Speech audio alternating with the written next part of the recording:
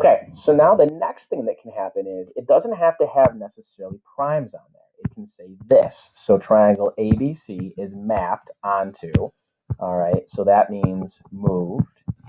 So ABC moves to KMD, all right? I can line it up like this to make sure I know what goes to where. So when I figure out what happened, A is going to end up at K. So I want this point to end up here. So I'm going to go that way and that way. 1, 2, 3, 4, 5 to the right. And then down 2.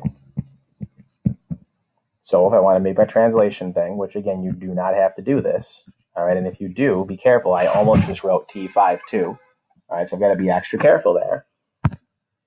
Okay, now I believe there's a second question. There is. It says, what would the translation be if you were mapping DKM onto CAB?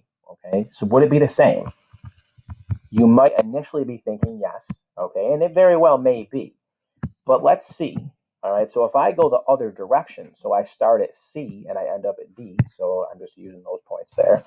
All right, so if I start at D and end up at C, I'm going to start here and I'm going to go there. So this time I'm going up to 1, 2, 3, 4, 5, left 5. Now remember, this is not this. That's backwards. It's T, -5, left 5, up 2. All right, but again, this is optional.